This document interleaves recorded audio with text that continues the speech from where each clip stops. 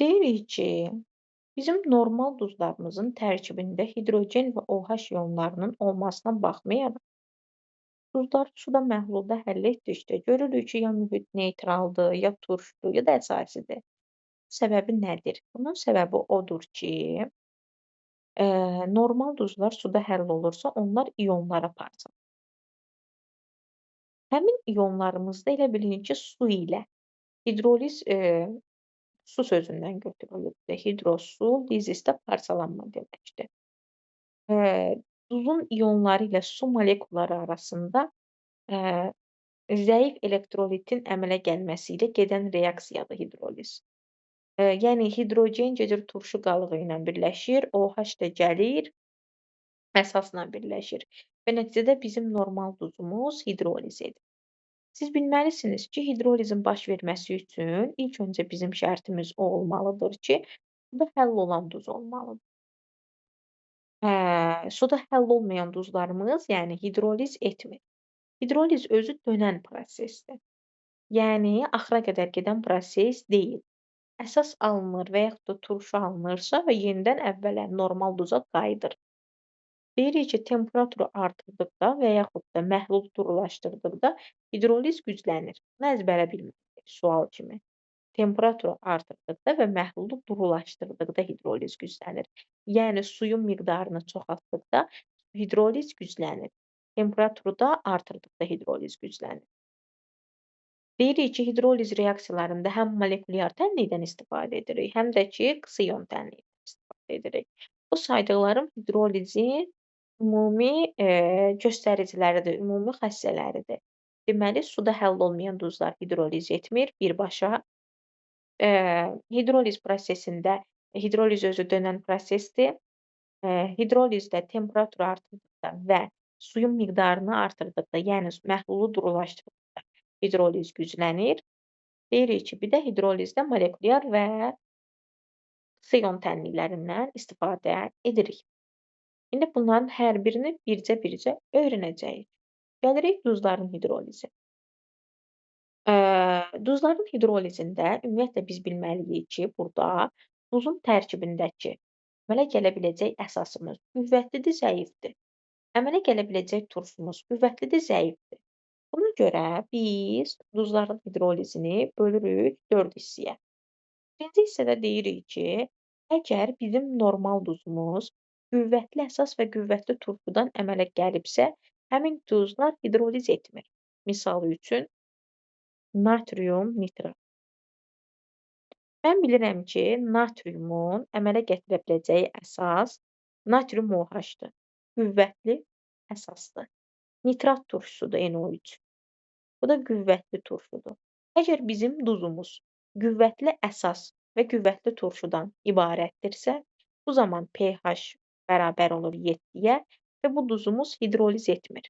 Hidroliz etmir deyə mühit neytral qalır. Hidroliz etməməsi səbəbi odur ki, hidroliz həmişə zəif olana görə gedir.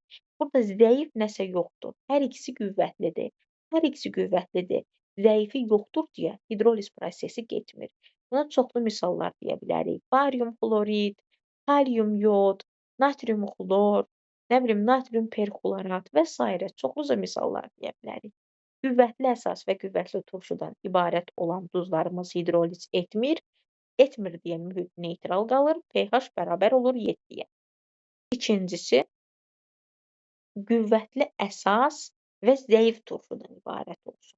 Misalı üçün,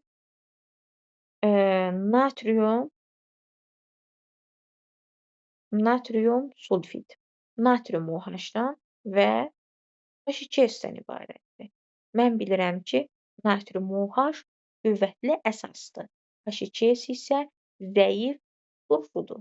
Qüvvətli əsas və zəif turşudan ibarətdirsə, deməli OH iyonlarının qatlığı hidrogen iyonlarının daha çoxdur. Mühit əsasi mühitdir. Əsasi mühitdir deyə pH 7-dən böyükdür. Lakmusumuz artıq göy rəngə boyandı. Bunu da çoxlu misallar deyə bilərəm. Misal üçün, sirkə turşusunun natrium duzu, kalium karbonat, natrium karbonat, kalsium karbonat, kalium ortofosfat, natrium metafosfat və sairə çoxluca saya bilərəm ki, zəif turşularla qüvvətli əsasları siz əvvəlki dərslərdən onsuz da əzbərə bilməlisiniz.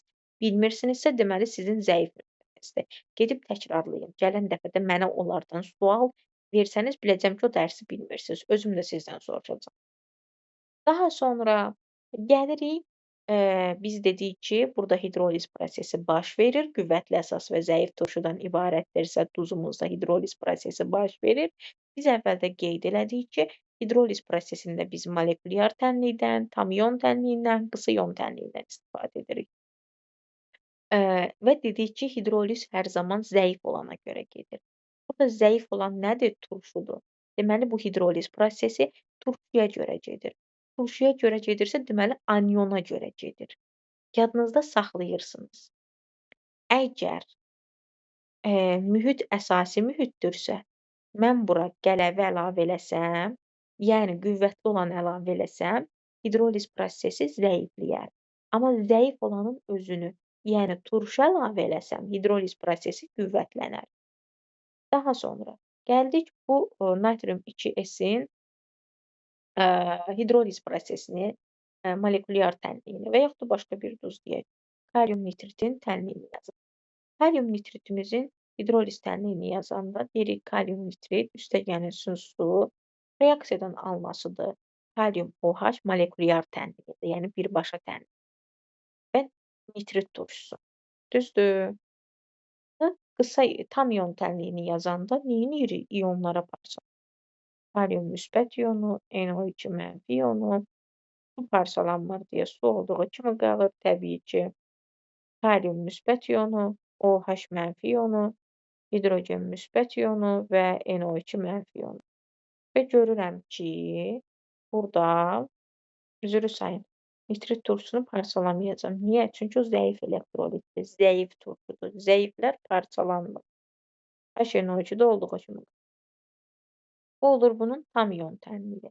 Qısa ion tənliyini tapanda kaliumları ixtisar eləyirəm və nəticədə nə qalır? NO2 mənfi, üstəgəlsin su, reaksiyadan da alınır OH mənfi, üstəgəlsin HNO2. Bu oldu bizim kalium nitritimizin tam molekulyar tənliyi, qısa ion tənliyi, tam ion tənliyi. Və yaxud da kalium, natrium 2S demişdik, gəlin onu yazaq. Suda reaksiyasının almasıdır natrium OH və H2S. Onda mən bunun tam ion tənliyini yazanda yazacağam. Natrium müsbət, S2 mənfi, suyu parçalamayacağam. Natrium OH-da parçalayacağam. Natrium müsbət, OH mənfi. Amma H2S-i parçalamayacağam. Çünki zəif elektrolitdir. Sonra da ixtisar eləyəndə natriumlar gedir. Geriyə qalır S2 mənfi və su. Reaksiyadan da alınır OH mənfi və H2S. Bu da olur qısa ion tənliyi. Aydın oldu? Sonra keçirik zəif turşu və qüvvətli əsasdan ibarət olan. Zəif turşu və qüvvətli əsası dedim. Zəif əsas və qüvvətli turşudan ibarət olur. Misal üçün mis sulfat, sink nitrat, nə bilim, çoxluca yaza bilərik.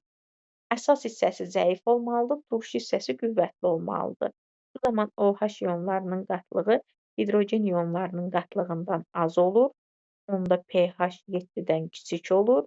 O deməkdir ki, mühitim turş mühit olur. Lakmus qırmızı rəngə boyanır. Hidroliz prosesi zəif olana görə gedir deyə kationa görə, yəni əsasa görə gedir. Mən bura turşu əlavə eləsəm, qüvvətli turşu mühitdir deyə turşu əlavə eləsəm, hidroliz prosesi zəifləyər, amma əsas əlavə eləsəm, hidroliz prosesi artar. Sonra bunları dedik. İndi nəyi bilməlisiniz? Bizim bu tip duzlarımız siz bilməlisiniz ki, ilk öncə nəyə görə hidroliz edir? Kationa görə hidroliz edir. İndi bunlara aid bir dənə misal üçün gümüş nitratı götürək. Hidroliz prosesinin tam ion tənliyini, qısa ion tənliyini yazaq. Buradan alınır gümüş OH, çöküntüsü və HNO3. Daha sonra gümüş müsbət, NO3 mənfi, su olduğu kimi qalır. Gümüş OH artıq parçalanmır. Hidrogen müsbət və NO3 mənfi. Nitratlar ixtisar gedir. Reaksiya nəticəsində qalır gümüş müsbət, su,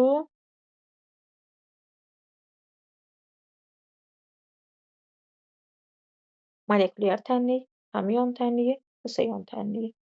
Aydın oldu?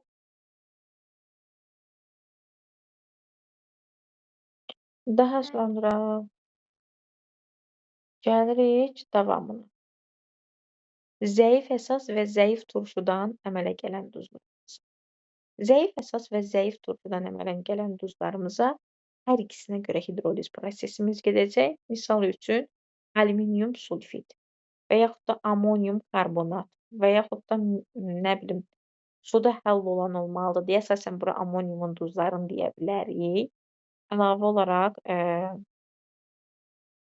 alüminium sulfat, xrom sulfat bunları deyə bilərik. Çünki bu zəif turşuların axı yalnız natrium, kalium duzları suda həll olur, bir də amonium. Burada indi suda hidroliz etməsi üçün suda həll olmalıdır deyə natriumun, amoniumun duzlarını əsasən misal gətirə bilərik. Amonium sulfid, amonium karbonat, amonium ortofosfat və s. Hidrolizində pH bərabər olur 7-yə, mühit neytral olur, hidroliz prosesi tam gedir. Ən güclü hidroliz prosesi bunlarda gedir. Çünki hər ikisi zəifdir, hər ikisinə görə gedir. Hidroliz prosesi həm turşuya, həm əsasa görə gedir deyə deyirik ki, həm kationa, həm aniona görə gedir. Və ən qüvvətli hidroliz prosesi oldu. Aydın oldu? Bunların hamısını qəşəngcə öyrənəcəksiniz.